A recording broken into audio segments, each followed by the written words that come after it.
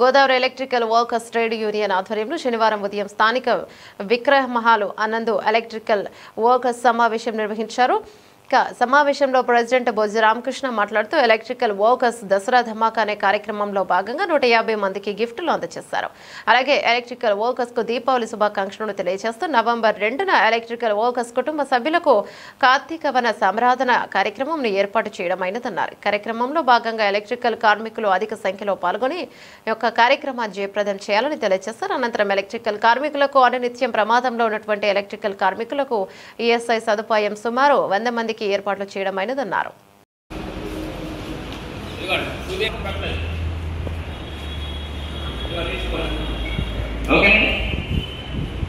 అంటే వర్కర్ కోసం ఎంత ప్రయత్నం చేస్తున్నాము అనేది ఒకసారి ఆలోచించాలి. చెకప్ షెడ్యూల్ అని అదే 531 స్టార్ట్ అయింది. తీసుకొచ్చాం. అప్పుడు నేను మెడికల్ సంబంధించి ఆ మెడికల్ ఎంక్వైరీ వచ్చింది. అతనికి ఫోన్ చేశారు, 4 నెలలకి మీరు రావట్లేదు, మీకు ఎంక్వైరీ వచ్చిందండి, మీరు రావాలంటే ఏపీకి నన్ను 2,50,000 తీసుకున్నాను. వాళ్ళు నీ భార్య చేతుల్లో ఇచ్చాను నేను. నీ భార్య సాయి హాస్పిటల్లోకి వెళ్ళాం, ట్రీట్మెంట్ చేయించాం. ఇవన్నీ మీ కాదా? కూడా మేము అక్కడ కూడా 1,00,000 రూపాయలు ఇచ్చి 1,50,000 అది కూడా చూపిస్తాను. మీ అకౌంట్ లో ఉన్నా. సో ఈ రకంగా ప్రయత్నాలు చేయాలి. ఏం పీకింది అని అడిగావు. నువ్వు మంచం మీద ఈ రోజు నువ్వు పని చేసుకుంటున్నావు. 1 నెలలో వేసిపోయారు.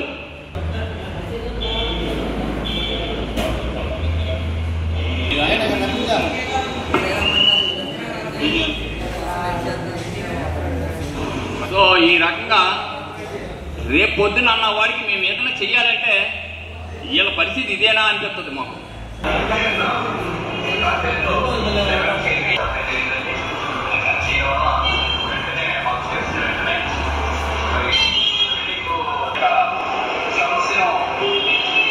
ట్రేడ్ యూనియన్ ఆధ్వర్యంలో మరి ఈ రోజున మా సభ్యులందరికీ కూడా దసరా శుభాకాంక్షలు తెలియజేసుకుంటూ దసరా ధమాకా అనే కార్యక్రమం ద్వారా ఈ యొక్క ఎలక్ట్రికల్ సోదరులందరికీ కూడా మరి గిఫ్ట్లు అరేంజ్ చేయడం జరిగింది. అలాగే మా సభ్యులందరికీ కూడా అడ్వాన్స్ దీపావళి శుభాకాంక్షలు తెలియజేసుకుంటూ మరి ఈ రోజున ఈ యొక్క కార్యక్రమంలో భాగంగా ఏదైతే కార్మికులకు 2019 కావచ్చు, 2021 కావచ్చు కార్తీక వన సమారాధన ఏర్పాటు చేయడం జరిగింది అప్పట్లో. ఇప్పుడు 2025న ఏదైతే నవంబర్ 2వ తారీఖున కార్తీక వన సమారాధన చేయుటకు మరి సభ్యులందరూ సహకారంతో వారి కుటుంబ సభ్యులతోటి ఆహ్లాదమైన వాతావరణంలో చేయాలని సభ్యుల సమక్షంలో తీర్మానం చేయడమైనది. అలాగే ఈ మధ్యకాలంలో మరి సోదరులు ఎంతోమంది ప్రభుత్వం నగరపాలక సంస్థ వారు కార్మికులందరికీ కూడా యూనియన్ల పరంగా పెట్టి మెప్మా లోన్లు ఇస్తామని తెలియజేసినారు. దాని దరిమిలా సుమారుగా జనవరి నెల 2025న ఈ యొక్క ప్రారంభోత్సవం చేసినారు. ఆనాడు నుంచి ఈనాడు వరకు కూడా ఎలక్ట్రికల్ సోదరులందరూ కూడా గ్రూపులుగా ఏర్పడి 5 కలిపి 1,00,000 రూపాయలు ఇస్తానని చెప్పి ఉన్నారు. దీని దిరమిలా అందరికీ కూడా గ్రూపులు ఏర్పాటు చేసి సుమారుగా 6 నెలలు అన్నది ఇప్పటికి 10 నెలలు అయిందండి. ఇప్పటి వరకు కూడా చేయకపోవడం చాలా బాధాకరం ఉంది. ఆల్రెడీ నేను కమిషనర్ గారికి కూడా కలవడం జరిగింది. మరి గ్రీవెన్స్ సెల్లో పెట్టడం కూడా జరిగింది. వారు పీడీ గారు రావాలన్నారు, వారు కూడా వచ్చారు. కానీ సమస్య మటుకు అక్కడే ఉంది. ఇది ఎందువల్ల అంటే మరి పెట్టేటప్పుడు మీకు తెలియదా అని నేను అడుగుతున్నా. డ్వాక్రా సంబంధించి 10 మంది ఏ విధంగా ఉన్నారో దీనికి 5 ఉన్నారు, మాకు పైనుంచి ఆర్డర్స్ రావట్లేదు అంటున్నారు. అయ్యా మీరు పెట్టే ముందు ఇది తెలియదా అని అడుగుతున్నా. అలాగే బ్యాంకు వారు మగవాళ్ళకి లోన్లు ఇవ్వరట్టండి. ఇది ఎక్కడ కర్మ మాకు అర్థం అవట్లా. మగవాడు కట్టడా అని అడుగుతున్నా. మరి బ్యాంకు లోన్లు ఇంతవరకు కూడా మీరు ఇష్యూ చేయకపోవడం చాలా దురదృష్టకరం. ఇప్పటికైనా సరే మరి ప్రభుత్వం అలాగే నగరపాలక సంస్థ కమిషనర్ గారు దీని మీద సరైన చొరవ తీసుకొని ఈ యొక్క లోన్లు ఇమ్మీడియట్గా గ్రాంట్ చేయవలసిందిగా కోరుచున్నాం. లేని ఎడల ఏదైతే నగరపాలక సంస్థ ఆఫీస్ ఉందో అక్కడే ఈ యొక్క గ్రూపులు ఏవైతే ఉన్నాయో వీళ్ళందరి చేత ధర్నా కూడా చేయడం తొందరలోనే జరుగుతుందని సందర్భంగా మనం చేస్తున్నాం. అలాగే మిత్రులు, మరి ఇప్పటి వరకు కూడా రాష్ట్రంలో ఒక సంచలనాత్మకమైన Godavari electrical workers trade union, Andhra Pradesh electrical workers trade union సంయుక్తంగా నిర్వహిస్తున్నటువంటి మేము సుమారుగా ఈఎస్ఐ సంబంధించి 100 మందికి ఈరోజు చేయడం జరిగిందని ఈ సందర్భంగా మనం చేస్తున్నాం. సుమారుగా 100 మందికి అప్డేట్గా చేయడం జరిగింది. మరి చాలా మంది మాకు సహకరిస్తున్నారు. వీరందరికీ కూడా ప్రతి ఒక్కరికి పేరు పేరున అభినందనలు, ధన్యవాదాలు తెలియజేసుకుంటున్నాం. మిత్రులారా, ఈఎస్ఐ సంబంధించి ప్రతి ఒక్కరు కూడా దీన్ని యూజ్ చేసుకోండి. అలాగని యూనియన్కి ఏమాత్రం చెడ్డ పేరు తెచ్చినా వాళ్ళు సహించేది లేదని సందర్భంగా మనం చేస్తున్నాం. ఈ మధ్యకాలంలో మరి అనేకమైన సమస్యలతోటి కాలం వెలబూస్తున్నాం. అయితే ఈ మధ్యకాలంలో మరి గౌరవనీయులైనటువంటి రాష్ట్ర ముఖ్యమంత్రి వర్యులు శ్రీ నారా చంద్రబాబు నాయుడు గారు ఒక పక్క ఆటో వాళ్ళకే వాహన మిత్రాన్ని రిలీజ్ చేస్తున్నారు. చాలా సంతోషం అండి. అలాగే భవన నిర్మాణ కార్మికులు మరి మీ పేరు చెప్పుకొని ఎన్నో ఏళ్లుగా అహర్నిశలు కష్టపడుతూ ఈ యొక్క భవన నిర్మాణ కార్మికుడికి ఒక చేయుత అనేది లేకుండా జరిగింది. ఎప్పటికైనా సరే భవన నిర్మాణ కార్మిక సమస్యలను పరిష్కారం చేసి తద్వారా ముందుకు తీసుకెళ్లాలని సందర్భంగా మనం చేస్తున్నాం. అలాగే మరి అసెంబ్లీలో ఏదైతే తణుకు ఎమ్మెల్యే శ్రీ రాధాకృష్ణ గారు వారు ఒక్కరే మాట్లాడడం జరిగింది. అయ్యా, 175 ఎమ్మెల్యేలు ఉన్న స్థానంలో ఒక్క ఎమ్మెల్యే మాత్రమే భవన నిర్మాణ కార్మికుల కోసం గొంతిప్పిన మహానుభావుడు. ఆయనకి 2 చేతుల నమస్కారాలు తెలియజేస్తున్నాను. ఎందువల్లంటే కార్మికులు అల్లాడిపోతున్నారు.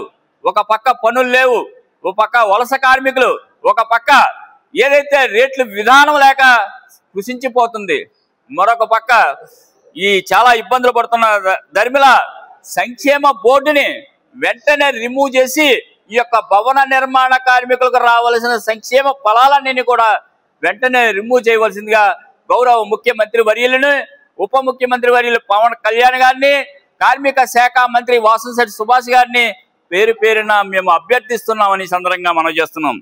అలాగే మిత్రులారా, ఈ మధ్యకాలంలో ఏదైతే మనకి మరొక జీవో ఒకటి వచ్చింది. ఆ జీవో ఏమిటయ్యా అంటే వలస కార్మికులకి ప్రత్యేకమైన చేయడం జరుగుతుంది. దీనికి సంబంధించి వలస కార్మికులు అన్న వారికి పిఓసి కార్డు, భవన నిర్మాణ కార్డు ఉచితంగా ఇచ్చుటకు గాను ప్రభుత్వం పునరాలోచన చేసి ఇందులో ముందుంటుంది.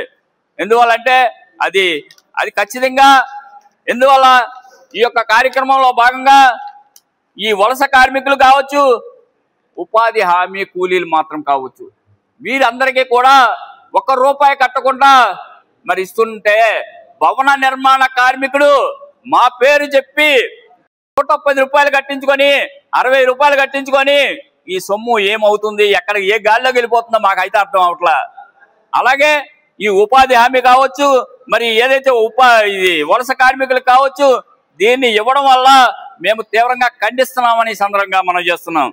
అలాగే మరొక విషయం, ఈ మధ్యకాలంలో శ్రామిక భవనం విషయంలో మరి కార్మికులందరూ కూడా గూడు నీడ లేక ఒక పక్క ఎండ కావచ్చు, వర్షం కావచ్చు, నానా యాతనలు పడుతున్నాం. మరి ఏదైతే మాకు 2023లో సెలక్షన్ అయిందో మరి ఈ రోజు వరకు కూడా గాల్లో ప్రయాణం చేస్తుంది తప్ప దానికి ఒక రూపం కల్పించలేని పరిస్థితి తయారైంది.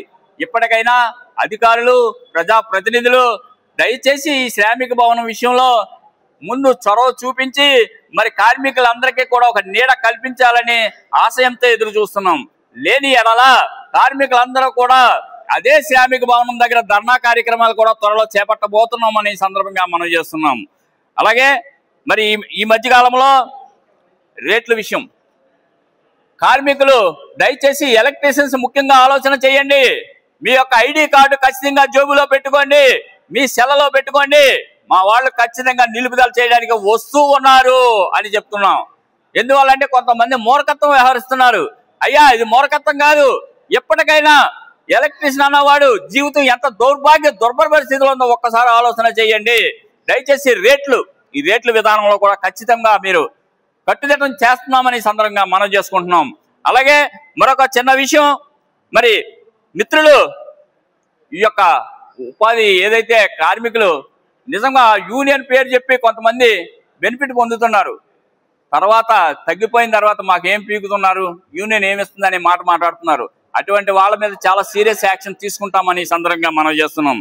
అలాగే మిత్రులందరికీ కూడా మరొకసారి దీపావళి దసరా శుభాకాంక్షలు తెలియజేసుకుంటూ సెలవు తీసుకున్నాం. Thank you. అక్కడి నుంచి నేను వెంటనే ఇంచుమించుగా మేము ఫోన్ చేసిన ఒక 10 నిమిషాలు పావుగంట రావడం జరిగింది. వాళ్ళ ఎవరైతే కాంట్రాక్టర్ ఉన్నారో ఆయన్ని, ఆ మేస్త్రి గారిని అక్కడ దగ్గర పెట్టి మాట్లాడి చేస్తే వాళ్ళు కూడా సానుకూలంగానే స్పందించి, సరే ఏదో అంటే ఈ అమౌంట్ అయితే మాత్రం అప్పుడైతే వెంటనే చెప్పలేదండి, మేము చెప్తామండి, ఒక 2 రోజులు మాకు టైం ఇవ్వండి, ప్రజెంట్ ఇప్పుడు ఏదైతే సిచ్యువేషన్ ఉన్నదో ఆ సిచ్యువేషన్కి మేము ఇప్పుడు వెంటనే అమౌంట్ కట్టేస్తాం మేము అని చెప్పి చెప్పడం జరిగింది. వెంటనే వాళ్ళు ఆ రోజు ఖర్చులంతా 23,000 22,000 అయింది. ఆ రోజు వెంటనే కట్టేశారండి, ఆయన సాయి హాస్పిటల్ కట్టేశారు. తర్వాత మళ్ళీ 3 రోజుల తర్వాత వెంటనే రావడం జరిగింది. వచ్చి వాళ్ళు ఏంటంటే మేము ఒక 50,000 ఇస్తామండి, ఆల్రెడీ 20,000 ఇచ్చేసాం కదా, ఇంకా బ్యాలెన్స్ డబ్బులు చూసుకొని 50,000 దగ్గరికి ఎంతగా రైట్ చేస్తామని అంటే, ప్రెసిడెంట్ గారు మేము అందరూ చాలా గట్టిగా ఫైట్ చేసాం. ఫైట్ చేస్తే వాళ్ళు మళ్ళీ పొద్దున వెళ్తే మళ్ళీ తర్వాత రోజుకి వాయిదా వేశారు.